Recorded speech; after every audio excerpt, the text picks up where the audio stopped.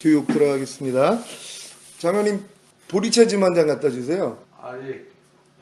무슨 말인지 이해가 잘 안 돼. 자, 제가 이렇게 이제 이런 질문을 했을 때 느껴지는 생각들이 있단 말이에요. 너희가 무슨 일을 하든지 죽게 하듯 하고 사람에게 하듯 하지 말라는 하나님의 말씀이 제 안에 들어왔잖아요. 이런 말씀을 내가 받아들이고 나니까는 하나님이 다 드러내 주신단 말이에요. 왜냐하면 하나님 말씀은 살았고 운동력이 있어 우리의 혼과 영감이 관절과 골수를 찔러 쪼개기까지 하신다고 말씀을 하셨거든요. 그러니까 하나님의 말씀이 내 안에 들어오면은 그 역할을 하신단 말이에요. 근데 이 역할은 주님의 말씀을 내가 주인으로 왕으로 영접하기 전에는 그분이 역사를 안 하세요.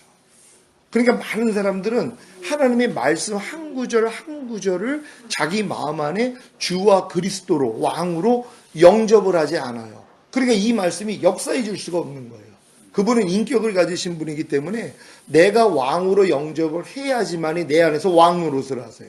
내가 주인으로 영접을 해야지 내 안에 들어와서 주인 역할을 해주세요. 근데 내가 왕으로 주인으로 영접을 하지 아니하면은 그분은 절대로 내 안에서 역사하지 않는단 말이에요. 그러니까 많은 사람들이 그래서 주님을 자기의 주인과 왕으로 영접하지 않아요. 왜요? 간섭을 안 하시니까. 그분이 나를 통치하지 않아요. 그분이 나를 다스리지를 않아요. 그러니까 편하단 말이에요. 그러니까 많은 사람들이 교회를 다니면서 내 마음과 육체가 원하는 하나님의 말씀은 내가 순종을 해요.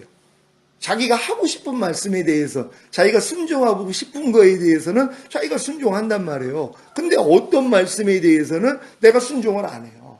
근데 순종 안 하는 이유가 뭐냐면 내 안에 그 말씀을 주인으로 영접한 적이 없단 말이에요. 주인으로 영접했다는 건 내가 순종하겠다는 뜻이거든요. 그러니까 우리는 모든 말씀을 다 주인으로만 영접을 하고 왕으로만 영접만 하면 그분이 내 안에서 움직이세요. 역사해 주신단 말이에요. 그러니까 내가 이제 마음을 다하여 죽게 하듯 하지 않고 사람에게 하듯 할 때 안에서 바로 역사해 주신단 말이에요. 네가 지금 네 말과 네 행동이 지금 죽게 하듯 하고 있어 하고 주님이 알려주시는 거예요. 그럼 아이고 주님 내가 또 죽게 하듯 하지 아니하고 사람에게 하듯 하고 있네요 알려주신단 말이에요. 그래서 이걸 가지고 주님 앞에 가서 죄사함을 받게 만들고 그리고 또 이걸 할 수 있는 또 하나님이 방법을 알려주시고 그리고 결국은 그 말씀이 나를 다스려 주심으로 이 말씀을 순종할 수 있도록 만들어 주시는 것이란 말이에요. 근데 이게 왜 제가 이제 주혜종 또 장로님 모시고선 이런 얘기를 하냐면 우리들의 이 말과 행동은요 오직 주님만 드러내야 된단 말이에요. 평신도들하고 또 달라요. 물론 평신도들도 당연히 그렇게 살아야 되는데 주혜종은 아니에요. 주혜종의 말과 행동 하나하나는 모든 일거수일투족을 성도들이 다 지켜보고 있는 거예요. 근데 만약에 내가 성도들 앞에서 아까처럼 무리하게 장로님한테 장로님 물 좀 떠다 주세요.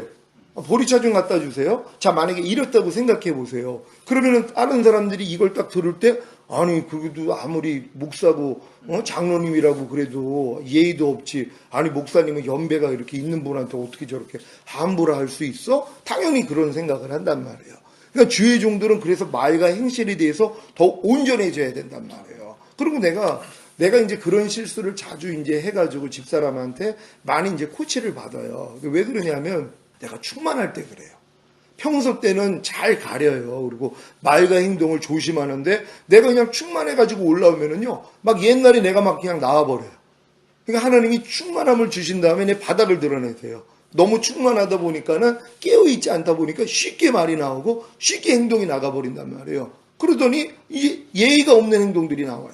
예의가 없는 말들이 나온단 말이에요.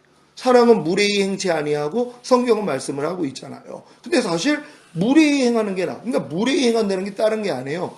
주님의 마음이 나오지 않는 게 다 무례해요. 제가 이걸 알았어요. 무례히 행치 않는다는 말씀을 영접하고 나니까 내가 주님의 마음으로 행하지 않는 거, 먹든지 마시든지 무엇을 하든지 하나님의 영광을 위해서 하지 않는 거, 말이나 일이나 다 주 예수의 이름으로 주님의 마음으로 행하지 않는 게 다 무례라는 걸 아는 거예요. 그러니까 주님이 나타나지 않는 게 다 무례인 거예요. 그러니까 내가 하루 삶 가운데서 아내를 대하는 태도, 아내를 대하는 말, 제 딸에 대해서 또 어머니에 대해서 성도들에 대해서 내가 말하고 행동하는 거에 대해서 야 진짜 내가 무례하구나 이거를 아는 거란 말이에요.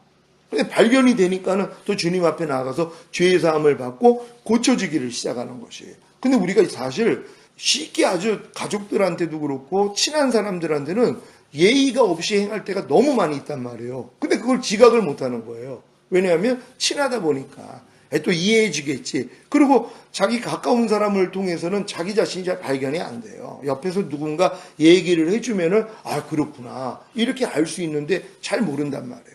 제가 이 학창 시절 때 거듭나기 전이죠. 근데 이제 친구들 앞에서 제 이제 여자친구들이 다 한국문학과 아주 이쁜 애들이에요. 그냥 뭐 한국문학과가 얼마나 이뻐요. 그런 애들을 이제 친구로 이제 삼아가지고 체육과 애들하고 이렇게 모이면은 제가 이제 하는 짓이 뭐냐면 야 담뱃불 딱 그래요. 그럼 제 여자친구가 하다 담뱃불을 붙여가지고 저한테 갖다 줘요. 그리고 재떨이 그러면 재떨이를 갖고 와서 그걸 내가 이제 재떨이에다가 담배를 털어요. 나는 그게 굉장히 세 보이는 줄 알았어요.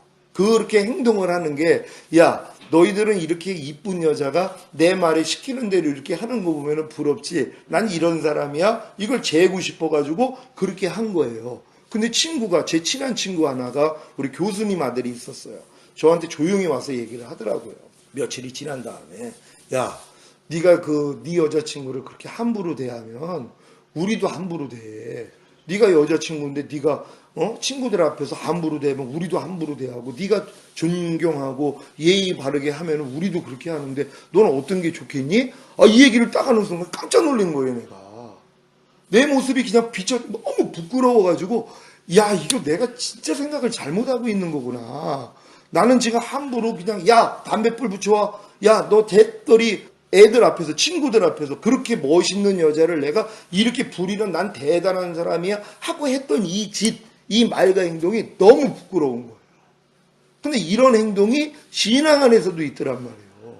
사람들 앞에서 내가 만약에 권위의식 속에서 나는 이 장로님도 나는 함부로 할 수 있는 사람이야. 자 이런 거를 사람한테 보이기 위해서 많은 분들이 있는데 만약에 연세 있으신 장로님한테 장로님 물 좀 떠오세요.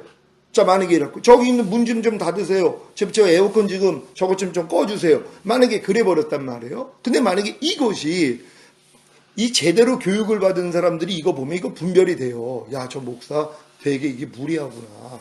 건방지구나. 저 아주 교육이 덜 돼 있구나. 교양이 없구나. 이렇게 아는 거예요. 누가 그걸 보고서 야 저 목사님 대단하다. 저렇게 그냥 연세 드신 장로님한테도 저렇게 그냥 명령을 하고 그러니까 야 역시 영권이 있나 보구나. 그리고 또 그렇게 순종하는 장로님을 보면서 좋은 생각으로 야 그래도 저렇게 목사님이 개 취급을 하는데도 저렇게 그냥 와서 물지 않고 대적하지 않고 도리어 아이 옳습니다. 하지만 개들도 주인의 상 아래서 떨어지는 부스러기를 먹나이다. 저런 마음으로 저렇게 순종을 하는구나. 이렇게 생각할 수 있어요. 물론 이거 좋은 생각이죠.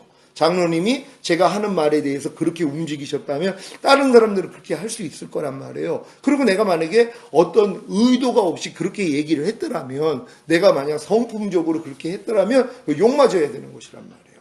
예수님도 수로보니게 여인이 귀신 들린 딸을 치료받기 위해서 나왔을 때 하는 말이 뭐예요? 시험하기 위해서 하신 말씀이거든요. 떠본 거란 말이에요. 자녀의 떡을 취하여 개들에게 던짐이 마땅치 않다. 예수님은 아버지의 마음 없이는 하지를 않는 거. 아버지가 보여주신 대로 행하시는 분이거든요. 그분은 절대적인 거예요. 틀린 게 없어요. 근데 만약에 그런 일에 대해서 제자들이 볼 때 아니 하나님의 아들이란 자가 아니 저렇게 말을 함부로 해. 아니 귀신 들린 딸 치료받기 위해서 나왔는데 불쌍히 여기지 어떻게 저럴 수가 있어? 자, 이런 생각을 가질 수도 있단 말이에요. 또 여자 편에서도 아니 하나님의 아들이란 자가 아니 나를 개 취급을 해? 하고 떠날 수도 있었단 말이에요. 근데 이 여인은 옳습니다. 하지만 개들도 인정한 거예요. 주님의 말씀을 그대로 인정한 거예요. 응? 자녀의 떡을 취하여 개들에게 던지면 안다. 너는 개라는 거거든요. 근데 그걸 그대로 받은 거예요. 예, 옳습니다. 하지만 개들도 주인의 상 아래서 떨어지는 부스러기를 먹나이다. 이 고백을 해요.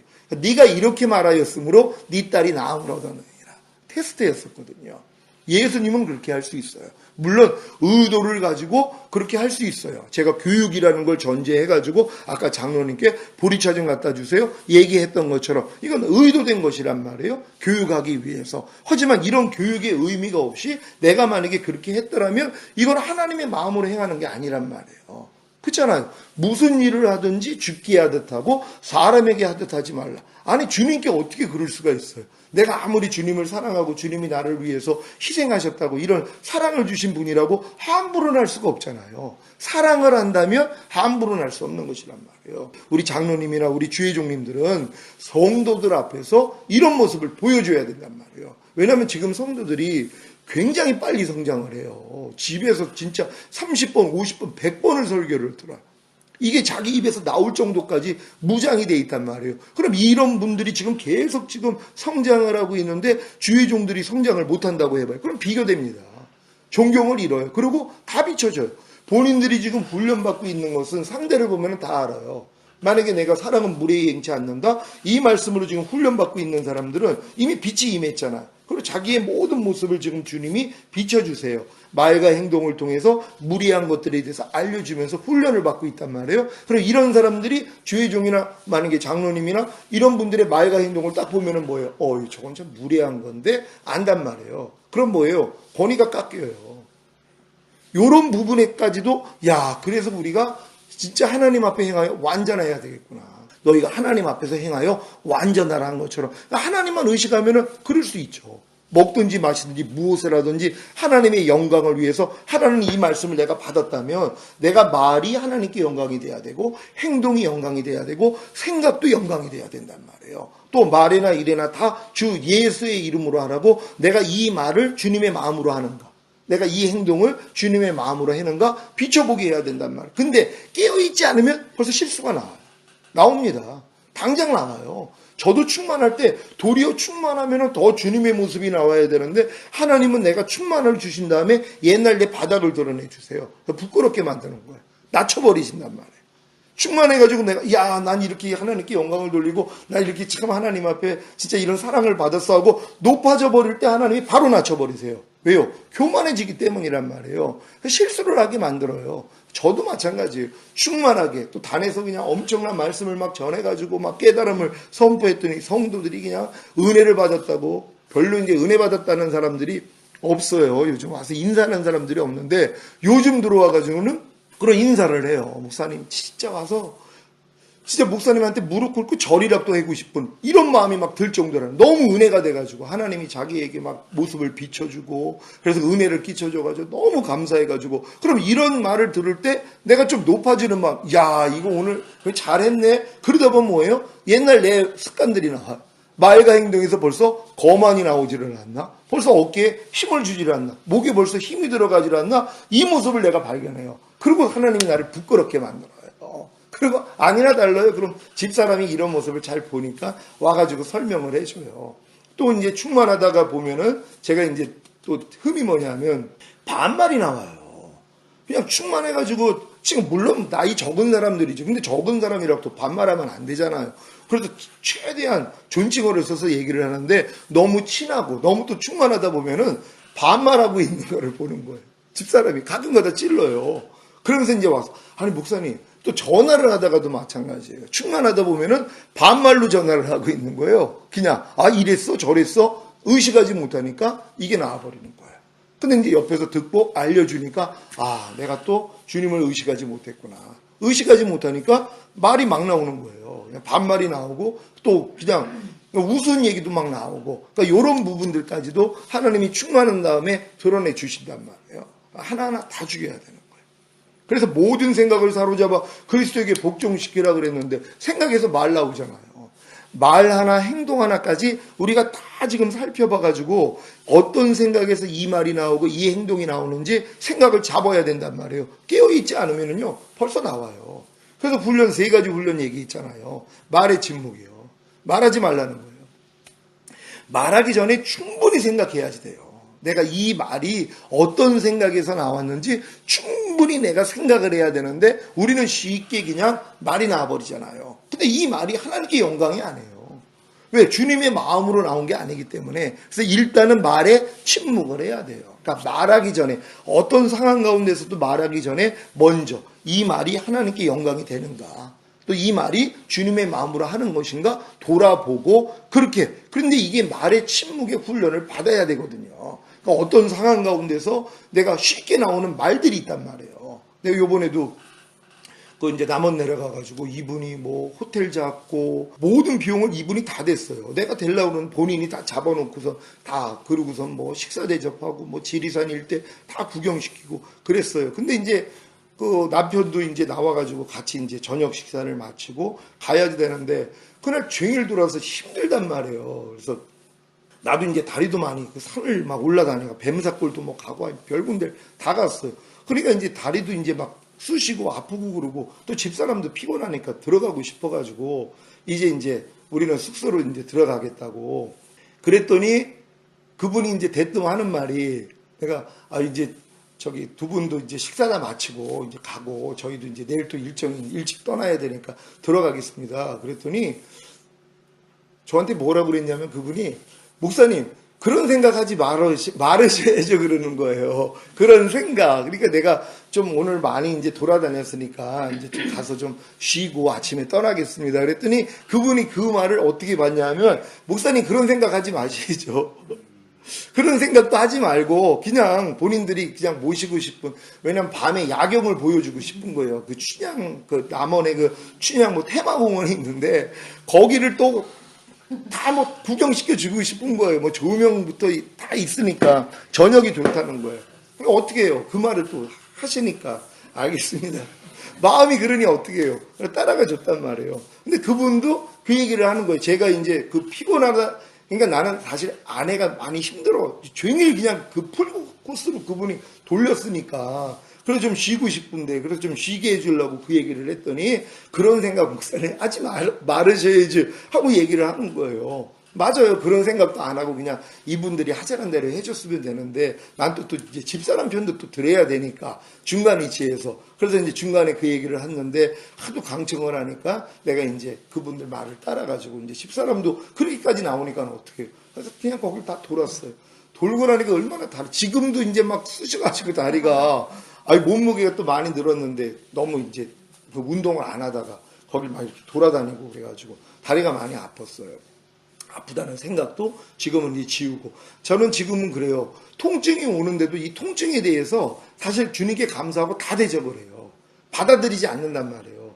똑같아요. 다리는 계속 쑤시고 발 디딜 때마다 쩔뚝쩔뚝 거려요. 그러면서도 아프다는 통증이 오면은 예전에 아파 이 생각 받아들이지만 지금은 안 받아들인단 말이에요. 그냥 대적을 해요. 생각까지도. 그러면 조금 있으면 잊어먹어요. 왜냐면 생각이 들어와서 아프다는 걸 아는 거지 생각이 안 나오면 아프다는 것도 몰라요. 근데 생각을 차단을 하기 시작하면은 안 아파요. 그러니까 아프다는 생각이 안 들어요. 근데 이제 생각이 들어오면 다시 또 아프기를 시작하는 거예요. 그러니까 철저하게 일단 아프다는 생각조차도 지금은 대적을 한단 말이에요.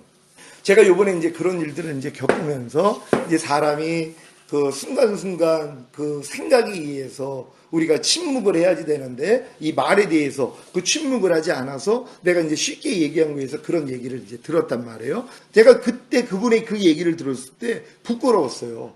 내 말이 하나님께 영광이 되지 않았구나.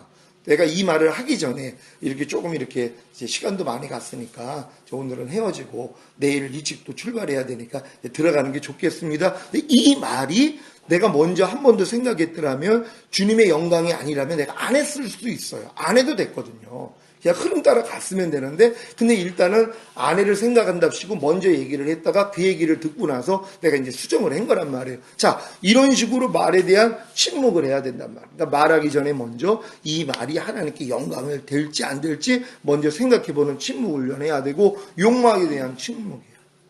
육신의 정욕, 안목의 정욕, 이생의 자랑에 대해서 침묵해야 된단 말이에요. 그러니까 무엇을 볼 때, 들을 때, 하여튼 내 안에서 나오는 걸 다 침묵해야 된단 말이에요. 그런 다음에 생각의 침묵. 어떤 생각이 들어와도 내가 이거를 침묵할 수 있는 이 훈련, 이 세 가지는 철저히 받아야 돼요. 주의 종님들은 말에 대한 침묵. 근데 이 훈련이 되면은 나중에는요, 뭐 말에 대한 침묵, 욕망에 대한 침묵, 훈련할 필요도 없어요. 왜? 이 모든 게 다 생각으로 나오거든요. 생각에서 다 말도 나오고 욕망도 나오는 거란 말이에요. 그러니까 생각에 대해서 침묵할 수 있는 능력이 있는 사람들은요, 말과 행동에 대해서 실수가 없어요. 욕망에 대해서 실수가 없어요. 왜요? 생각을 다 차단 안 하는데요. 생각이 없으면 어떻게 말이 나와? 생각이 없으면 어떻게 행동이 나오냔 말이에요. 그러니까 이 생각이 들어올 때 일단은 다 차단해버리는 이 훈련만 받으면 된단 말이에요. 그래서 우리가 모든 생각을 사로잡아 그리스도에게 복종케 할 때 복종치 않는 걸 벌하려고 예비하는 중에 있노라. 지금 이게 제일 중요한 거예요. 그러려면 내가 말의 침묵 훈련하고 욕망에 대한 침묵 훈련하며 생각에 대한 침묵 훈련 충분히 할 수 있어요. 그럼 내 안에서 나오는 모든 생각 사로잡아서 그리스도에게 복종케 하면은 우리가 이제 영의 생각만 할 수 있는 이런 사람이 되는 거란 말이에요. 그래서 그 훈련을 철저히 좀 받아주시기를 좀 부탁을 드립니다. 목사님이 철이 든 것 같아요? 안 들은 것 같아요? 철이 든 것 같아요? 안 든 것 같아요? 제가 철이 들었는지 그래? 본인이 알 거 아니에요? 철이 들었는지 안 들었는지. 자, 이 철이 든다는 의미가 이렇대요. 사계절을 구별할 수 있는 걸 철이 들었다고 했다고 그러더라고요. 사계절, 봄, 여름, 가을, 겨울을 구별할 수 있는 게 철이 들었다는 거예요. 그러니까 애들은 사실 철이 안 들었기 때문에 봄, 여름, 가을, 겨울을 몰라요. 어린애들은 이게 지금 봄인지 여름인지 가을인지 겨울인지 사실 신경도 안 써요. 어느 정도 나이가 되면은 아 지금은 봄이구나. 아 이건 여름이구나. 그럼 조금 있으면 가을이 오겠네. 아 가을이 지나면 겨울이 오는 거야. 요렇게 철을 아는 사람, 사계절을 아는 사람이 철이 들었다는 거예요. 지금 여러분들은 다 철이 들은 거잖아요. 왜요? 사계절 구분을 해요. 지금이 가을인지 겨울인지 구별이 되고 여름이 지났고 여름이 지났다는 건 봄이 지난 거야 다 알 수 있단 말이에요. 시기를 아는 것이란 말이에요. 신앙 안에서 그럼 철이 들었다는 게 뭡니까? 신앙의 시기를 아는 거예요. 많은 사람은 신앙의 시기를 몰라요. 자녀들아, 아이들아, 청년들아, 아비들아 믿음의 분량이 있잖아요. 이걸 몰라요. 어리기 때문에. 그러니까 내가 지금 자녀들의 믿음에서 조금 있으면 아이들의 믿음이 될 거야. 아이들의 믿음에서는 이제 청년의 믿음이 될 거야. 청년의 믿음에서는 이제는 아비의 믿음이 될 거야. 철든 사람만 알아요. 근데 진짜 제가 봐도 철든 사람이 없어요. 이 과정을 몰라요. 시편 23편에 나와 있는 그 여정, 로마서에 있는 그 길, 7대 절기 몰라요. 전혀 알 수가 없단 말이에요. 왜요? 철이 안 들었기 때문에. 관심도 없어요. 내가 지금 자녀들의 믿음에서 아이들의 믿음이 되고 청년이 되고 아비가 돼야 된다는 관심이 없어요. 그러니까 하나님이 날 구원한 목적도 모르는 거예요. 그러니까 어린 자녀들이 엄마 아빠가 너를 왜 낳는 줄 알아? 우리 아이스크림 사주려고요. 장난감 사주려고요. 우리 행복하게 사주려고요. 자기 편에서밖에 생각을 못해요. 그러니까 하나님이 우리를 구원한 목적이 뭐예요? 물어보면 철들지 않은 이 성도들은 뭐라고 그래요? 이 땅에서 잘 먹고 잘 살다가 우리가 행복하게 살다가 천국에서 더 행복하게 살게 하기 위해서 영원히 행복하게 살기 위해서 하나님이 우리를 구원했다는 거예요. 이게 철이 안 들어서 그런 거예요. 철든 사람은 뭐예요? 하나님 앞에 거룩하고 흠이 없는 참자녀예요. 철이 들었기 때문에 이 목적을 안단 말이에요. 이 목적을 아니까 뭐예요? 하나님 앞에 거룩하고 흠이 없는 참자녀가 되는 길을 안단 말이에요. 그래서 이 길을 가는 거예요. 이 길을 가본 사람만이 뭐예요? 이 길을 설명해 줄 수 있어요. 그러니까 주의 종들, 지금 교육자들은 이 길을 자기가 다 걸어가지고 자기가 경험한 것을 성도들에게 알려주는 역할을 하는 그런 선구자죠. 선지자죠. 이러한 사명을 감당해 줘야 된단 말이에요. 근데 내가 만약에 그 길을 걷지 않고 이걸 어떻게 감당을 하냔 말이에요. 지금 성도들은요, 자녀들의 믿음에서 이제 청년회까지 올라가가지고 아비들의 믿음까지 막 올라가는 사람들이 있어요. 그럼 이런 사람들하고 내가 만약에 같거나 그분들보다 더 성장하지 않으면요, 그분들에게 은혜 못 끼칩니다. 절대로 생명을 줄 수가 없어요. 왜요? 스승이 돼야지만이 제자들에게 양식을 나눠줄 수 있잖아요. 내가 스승의 위치까지 가기 위해서 그들보다 나아야지 된단 말이에요. 그러려면 하나님이 내게 원하시는 그 길을 내가 충분히 가고 있어야 돼요. 예수님이 마다들로 오신 목적이 뭐라고 그랬어요? 많은 아들을 이끌어 하늘나라에 들이시는 일이에요. 그래서 예수님이 마다들로 오셨다는 거예요. 원래 예수님은 마다들이 아니에요. 예수님은 유일한 하나님의 아들이세요. 근데 왜 그분이 맏아들이 되셔야 돼요? 그분이 맏아들이 되지 아니하면 우리는 하나님의 아들들이 될 수가 없어요. 예수님은 유일하신 하나님의 아들이세요. 신성만을 가지고 있었던 하나님의 아들이었단 말이에요. 그런데 우리 인성을 가진 인간은 하나님의 아들이 될 수가 없단 말이에요. 그래서 예수님이 뭐예요? 인성을 가지고 이 땅에 오신 거예요. 그래서 죽으시고 부활하셨을 때 오늘날 내가 너를 낳았다 그래요. 뭐예요? 신성과 인성을 가진 하나님의 맏아들로 나왔다는 뜻이란 말이에요. 원래 하나님은 신성만 가진 하나님의 아들이었는데 인성을 가진 인간은 그래서 하나님의 아들이 될 수가 없는 거예요. 우리 신성이 없으니까요. 그러니까 아무리 우리가 노력을 해도 신성을 가진 하나님의 아들이 될 수가 없어요. 그러니까 하나님이 우리를 아들로 만들기 위해서 신성이신 아들님을 인성을 가지고 이 땅에 태어나게 만든 거예요. 그래서 신성과 인성을 가지신 분이 된 것이란 말이에요. 그리고 그분이 죽으시고 부활하셨을 때 내가 오늘날 너를 낳았다 그래요. 성령으로 잉태할 때 낳았다 그런 게 아니라 죽으시고 부활하셨을 때 바로 신성과 인성을 가진 하나님의 아들로 낳았다고 하신 것이란 말이에요. 그래서 맏아들이 되신 거예요. 우리도 거듭나면 뭐예요? 신성을 갖잖아요. 신성과 인성을 가진 우리도 하나님의 아들이 되는 거예요. 그러니까 예수님이 맏아들로 오신 목적 자체가 많은 아들을 만드시는 거예요. 그러니까 하나님의 목적은 딴 게 아니에요. 모든 사람들이 하나님의 아들이 되기를 원해요. 근데 모든 사람들이 뭐예요? 다 짐승이에요. 하나님의 영이 떠나버려서 사람들이 육체가 됐다 그러잖아요. 하나님의 영이 없는 사람들은 하나님이 짐승과 같다 그래요. 하나님이 이 땅의 삶을 통해서 우리가 짐승과 다름이 없음을 깨닫게 해주시는 거예요. 내가 짐승이라는 걸 깨닫는 거예요. 하나님의 영이 없어서 하나님과 교통하지 못하는 모든 사람들은 짐승이란 말이에요. 근데 이 짐승 같은 인간을 구원하기 위해서 하나님의 아들이 짐승 우리의 그 말먹이통에 구유에 누이셨단 말이에요. 왜? 짐승의 먹잇감이 되시기 위해서 짐승에게 생명을 주기 위해서 오셨다는 것이에요. 그래서 그 예수님을 영접했을 때 우리가 이제 하나님의 자녀로 거듭나잖아요. 이 거듭난 거를 뭐라고 그런다고 그랬어요? 정결한 처녀라고 그랬단 말이에요. 이제 남자의 씨를 받을 수 있는 정결한 처녀가 된 것이에요. 그러니까 사도 바울이 그 사용만 한 거예요. 내가 너희를 정결한 처녀로 그리스도에게 중매하는 중매자로다. 정결한 처녀로 만들어서 주님하고 중매해가지고 결혼시켜서 주님과 아내가 되게 만드는 이 사용만 했다는 거예요. 왜? 아내가 돼야지 뭐예요? 여자가 낳은 아들이 될 수 있기 때문이란 말이에요. 아들이 만들어질 수 있는 방법은 내가 짐승의 상태에서 정결한 처녀가 되고 주님과 결혼을 해서 주님의 신부가 되고 신부가 돼서 이제 아이를 낳는 아내가 됐을 때 비로소 하나님의 아들이 될 수 있는 그 자격으로 들어갈 수 있단 말이에요. 그러니까 사도 바울이 정결한 처녀로 만들어서 주님에게 중매했다는 건 결국 사도 바울은 이 사역을 아신 거예요. 그래서 성도들을 거듭나게 만들고 주님과 하나가 돼서 그래서 혼의 구원을 받게 만들어서 결혼하게 만들고 신부가 되게 만들고 결혼한 다음에 아이를 낳을 수 있는 그래서 한 몸이 되게 만드는 이 사역까지 해야지만이 여자들이 만일 정절로서 믿음과 사랑과 거룩함에 거하면 그 해사람으로 구원을 얻으리라. 아들이 되는 구원이란 말이에요. 이 사역을 밝히 봤어요. 제가 지금 이렇게 들어오고 나니까 제가 이제 보이는 거예요.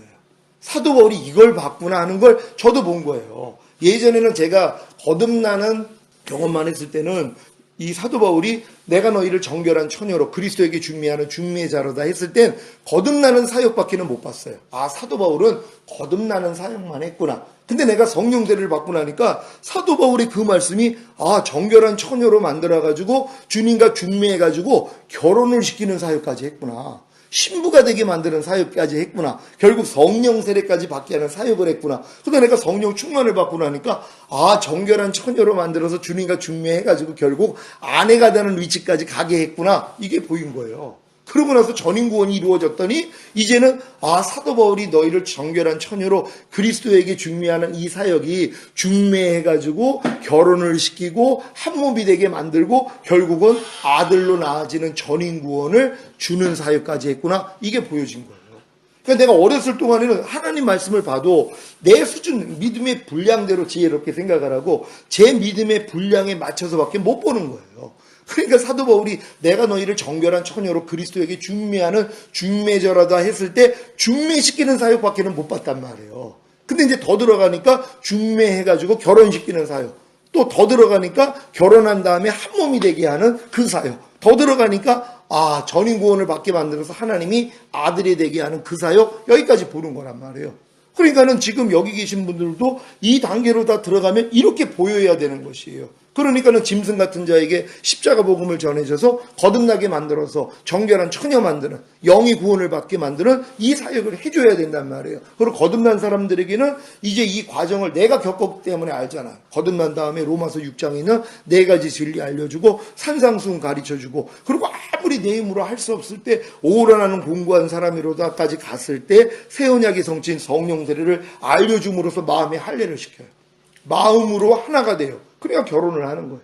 아무리 내가 처녀가 됐어도 마음이 맞아야지 결혼을 한단 말이에요. 주님하고 결혼을 한다는 건 주님 마음이 내 마음이 되는 거예요. 그러니까 내가 마음에 할례가 이루어지는 성령 세례가 임해야지 비로소 신부가 되는 거예요. 결혼을 했어요. 결혼을 하면 뭐예요? 몸으로도 이제 하나가 돼요. 거듭날 땐 영으로 하나가 됐죠. 성령 세례 받을 땐 혼으로 하나가 됐죠. 성령 충만 받을 땐 몸으로 하나가 되는 거예요. 그래서 남자가 부모를 떠나 여자와 연합하여 한 몸을 이루지어다. 한 몸이에요. 몸까지도 하나가 되는 거. 이게 바로 아내가 되는 거거든요. 그러니까 우리가 반드시 짐승 같은 사람들을 거듭나게 만들어서 정결한 처녀 만들고, 성령 세례 만들어서 신부 만들고, 성령 충만 받게 만들어서 아내가 되게 만드는 이 사역까지는 인도해 줘야 된단 말이에요. 그럼 아내가 된 사람들은 뭐예요? 그 다음에는 자기가 해야지 되는 거예요. 여자들이 만일 정절로서 믿음과 사랑과 거룩함에 거하면 그 해사람으로 구원을 얻으리라. 아들이 되는 구원이에요. 자, 이거는 우리 힘으로는 못 해줘요. 우리가 인도할 수 있는 건 이 과정을 설명해서 전인 구원을 받게 하는 데까지는 우리가 끌고 갈 수 있어요. 왜요? 설명해 줄 수 있어요. 물론 이 여자로서 해야 되는 것도 알려줄 수는 있어요. 근데 뭐예요? 그건 자기가 스스로 해야 되는 거예요. 내가 여자들이 만일 정절로서 믿음과 사랑과 거룩함에 거하면 그 해사람으로 구원을 얻으리라. 그건 아들이 되는 구원이란 말이에요. 그러니까 전인 구원까지 온 사람들이 이제 아들이 되는 건 자기한테 달려있는 거예요. 이제 주님의 마음으로 내가 하나님의 모든 계명을 지킴으로써 거룩해지는 그 해사람의 수고, 그래서 결국 아들로 나아지는 경험은 자기 스스로 하는 것이란 말이에요. 근데 많은 사람들은 이 과정조차 몰라요. 그러니까 평생 신앙생활을 해도 이 길을 찾을 수가 없는 거예요. 이곳에 계신 분들은 과정을 알잖아요. 그럼 나도 지금 겪어가고 있고, 그럼 내가 겪고 있는 것만큼은 충분히 설명을 해줄 수 있단 말이에요. 그러니까 아직도 짐승의 수준, 거듭나지 않은 성도들에게는 거듭나게 만들어서 정결한 처녀로 거듭나게 만들고, 그래서 영의 구원 받게 만들고, 그리고 영의 구원 받은 사람들은 내가 걸어온 과정, 그래서 로마서 6장을 내가 통과하고 오라까지 와서 성령 세례를 내가 구해서 받았기 때문에 내가 이걸 설명해줘서 마음으로 하나가 돼서 신부가 되는 그 과정. 그런 다음에 신부가 된 다음에 또 죄의 몸을 멸해가지고 성령 충만 받으려고 아무리 노력을 했는데도 안 되는 것 때문에 공고했더니 저에게 주신 게 있잖아요. 이미 성령 세례 받을 때 성령 충만도 같이 받은 거야. 깨달았단 말이에요. 깨달음이에요. 아, 내가 이미 성령 세례 받았을 때 몸도 이미 성령 충만이 임했구나. 그래서 내 몸이 이미 그리스도의 성전이 됐구나. 그러니까 전인 구원 받은 사람은 내 영도 하나님의 성전, 혼도 하나님의 성전, 몸도 하나님의 성전이라는 게 믿어지는 것이에요. 적그리스도가 다른 게 아니잖아요. 예수 그리스도가 육체 안으로 들어온 것을 이걸 인정하지 않아요. 육체로 온 거는 인정해요. 가르쳐 준단 말이에요. 말씀이 육신을 입고 오신 예수님에 대해서는 설명을 해요. 아니, 그 예수가 우리랑 무슨 상관이 있어요? 그분이 죽으시고 부활하셔서 결국 우리 안에 들어와야지 이게 실제가 되는 거거든요. 그러니까 예수 그리스도가 육체 안으로 들어오신 것을 이거를 가르치지 않는 자들 다 이거 사실 거짓 선지자들이에요. 왜냐하면 예수님이 육체로 오신 목적이 이거니까 결국 하나님의 영으로서 우리의 영과 혼과 몸 안에 들어오시는 거잖아요. 그러니까 예수 그리스도가 육체 안으로 들어왔다는 건 이 육체 안에 영과 혼과 몸이 있어요. 우리가 큰 테두리로 육체 안에는 우리의 영과 혼과 몸이 같이 있잖아요. 그러니까 영 안에 들어오시고 혼 안에 들어오시고 몸 안에 들어오시는 거, 우리는 이걸 가르쳐 주는 거예요. 이게 전인 구원이잖아요. 그러니까 전인 구원까지 이제 간 사람들은 이제 주님의 마음이 됐기 때문에 하나님의 모든 계명을 지키는 노력을 하는 거예요. 지키는 것만큼 거룩해지니까. 근데 이게 해산의 수고예요. 그러므로 하나님의 아들로 계속 나아지는 거예요. 항상 기뻐하라는 말씀이 내 안에서 나타나는 거, 이게 아들이 탄생이거든요.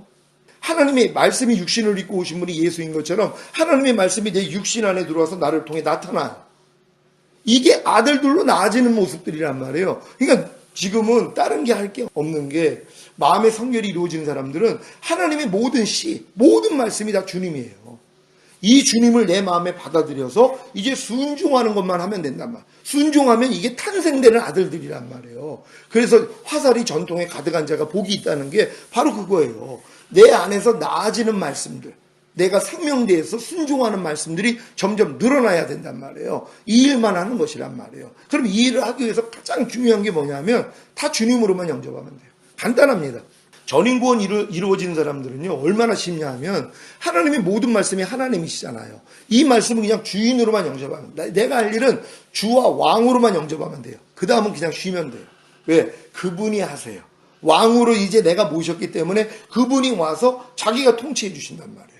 홍과 영감이 관절과 골수를 찔러 쪼개는 걸 내가 왕으로 모신 그 말씀이 내 안에서 그냥 살았고 운동력이 있어서 그분이 하신단 말이에요. 그래서 너무 편한 거예요. 그러니까 영접을 하지 못하도록 마귀가 역사를 하는 거예요. 또 전인구원 받았다고 하는 사람들이 이제 이 마귀가 무슨 수작을 부리냐면, 아니 옥토밭이 된 목적이 뭐냔 말이에요. 씨앗을 심어서 열매 맺기 위함이잖아요.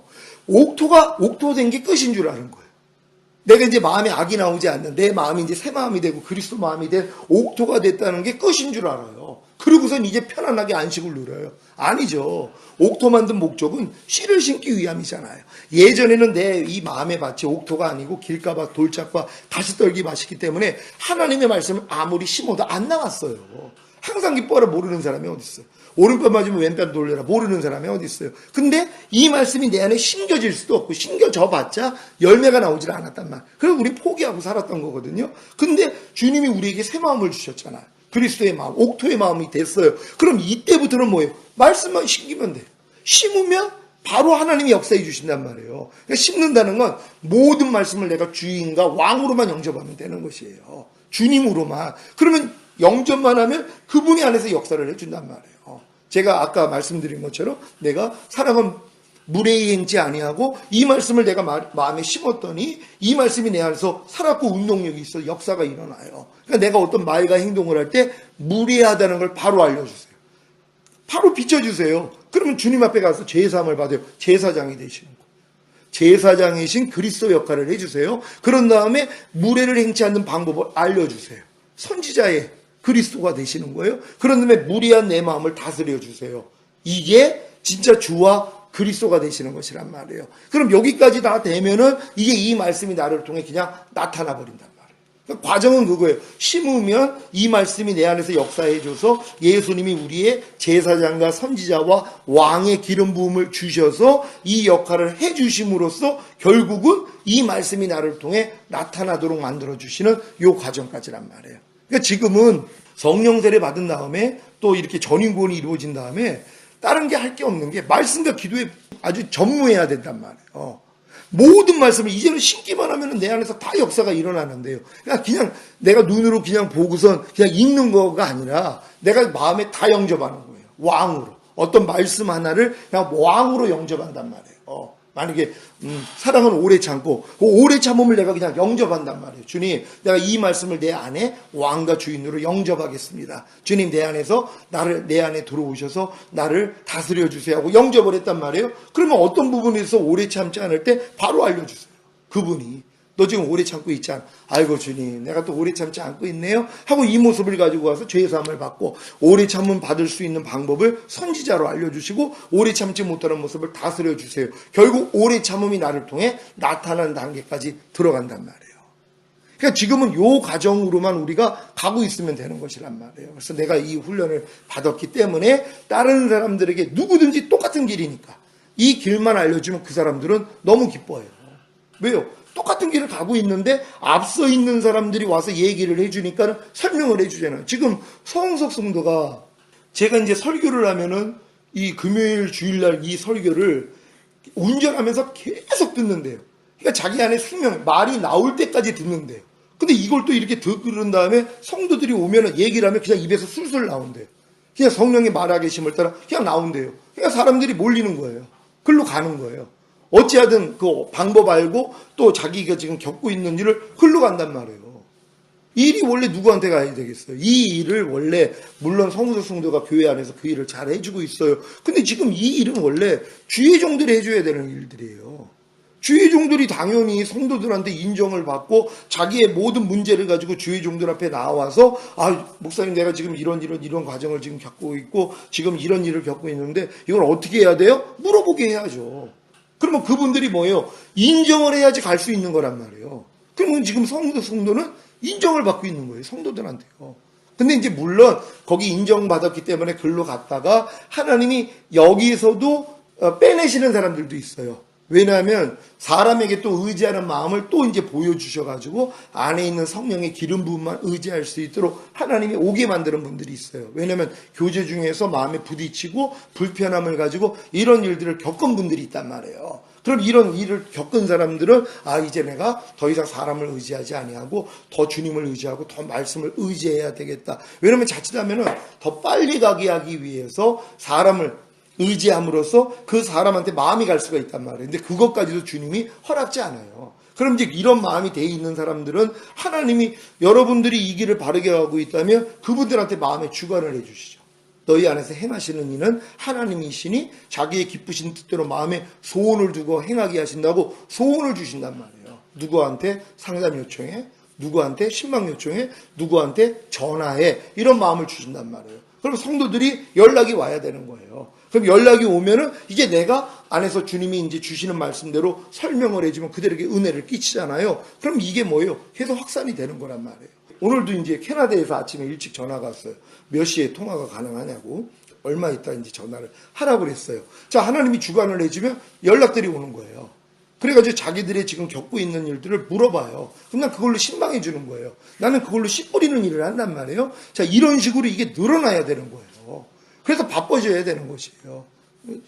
여기 계신 분들이 이런 여정의 길을 다 알고 지금 겪고 있기 때문에 이제 진짜 이 모든 것이 내가 술술 나올 수 있을 때까지, 그리고 지금 제가 전하는 말씀도 본인 나름대로의 말씀으로 정립이 돼야지 돼요. 제가 하는 걸 똑같이 하는 게 아니라 내가 전하는 말씀을 듣고 성령님이 나한테 정립을 해준 걸 가지고 정립한 걸로 얘기를 해주면 되는 거예요. 그러니까는 이 성웅석 성도한테 성도들이 이제 가는 이유 중에 또 하나가 목사님한테 들을 때 좀 어렵다는 거예요. 나도 참 쉽게 한다고 생각을 하는데 저한테 듣는 것도 어려운데 성웅석 성도한테 가면은 쉽게 얘기를 해준다는 거예요.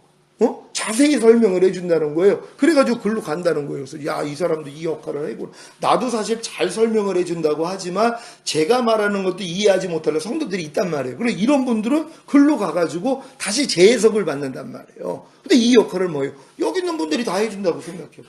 그럼 매 시간마다 그냥 모이고 또 연락이 오고 신방 요청 받고 이렇게 해줘야 된단 말이에요. 그래서 그렇게 되기 위해서 내가 이렇게 지금까지 얘기했던 모든 길을 내가 다 겪고 내가 하나님 앞에 그렇게 인정받는 그 모습까지 내가 빨리 자라야 된다는 거, 그걸 꼭 이뤄주시기를 바랍니다. 기도하겠습니다. 존귀하신 아버지 감사합니다. 오늘 짧은 시간 가운데서 우리 하나님의 말씀을 나눴습니다. 오늘 이 교육이 우리 마음에 참 생명이 되기를 원합니다. 성령을 통하여 듣게 하여 주시니 감사합니다. 들은 말씀이 생명되고 이 생명이 잘 자라서 결국 열매를 맺을 수 있도록 축복하여 주시옵소서. 우리 예수 그리스도의 이름으로 기도합니다. 아멘.